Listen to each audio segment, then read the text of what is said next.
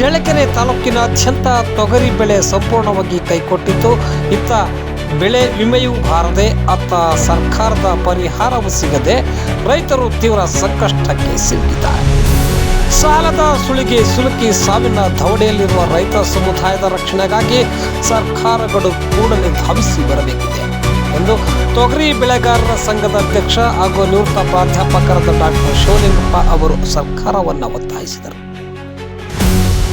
ತಾಲೂಕಿನ ಕಾಪರಹಳ್ಳಿ ಗ್ರಾಮದ ರೈತ ತಿಪ್ಪೇಸ್ವಾಮಿ ಎಂಬುವರ ಜಮೀನಿನಲ್ಲಿ ಸರ್ವೆ ನಂಬರ್ 6/4 ಸುಮಾರು 3 ಎಕರೆ ಪ್ರದೇಶದಲ್ಲಿ ಬೆಳೆಯಲಾದ ತೊಗರಿ ಬೆಳೆಯ ಕಟಾವು ಪ್ರಯೋಗ ಸಮೀಕ್ಷೆ ಪರಿಶೀಲಿಸಿದ ಅವರು ಮಾತನಾಡಿದರು.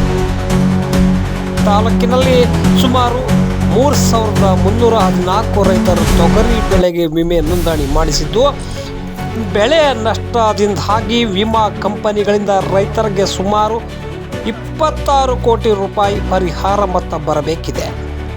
ಈ ನಿಟ್ಟಿನಲ್ಲಿ ಕೃಷಿ, ಕಂದಾಯ ಹಾಗೂ ವಿಮಾ ಕಂಪನಿ ಅಧಿಕಾರಿಗಳು ಜಂಟಿಯಾಗಿ ತಾಲೂಕಿನ 40 ಕಡೆಗಳಲ್ಲಿ ನಿಗದಿಪಡಿಸಿದ ಬೆಳೆ ಕಟಾವು ಪ್ರಯೋಗವನ್ನು ಅತ್ಯಂತ ಪಾರದರ್ಶಕವಾಗಿ ನಡೆಸಿ ರೈತರಿಗೆ ನ್ಯಾಯ ಒದಗಿಸಬೇಕು ಎಂದು ಶಿವಲಿಂಗಪ್ಪ ಅವರು ಆಗ್ರಹಿಸಿದರು.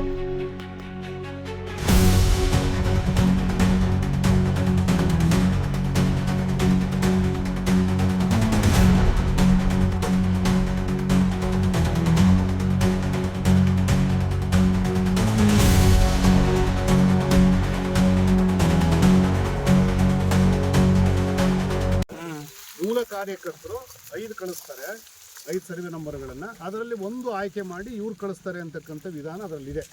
ಈಗ ತಾವು ಅಲ್ಲಿಂದ ಬಂದ್ರಿ ಸರ್, ಈಗ ಇಲ್ಲಿ ಒಂದು ಹೊಲ ಇದೆ, ಅಲ್ಲಿನೂ ಕೂಡ ಹೊಲ ಇದೆ.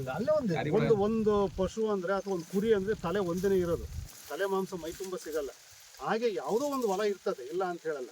ಈಗ ತಾವು ಮಾಡ್ಬೇಕಂತ ಬಂದಿದ್ದೀರಾ,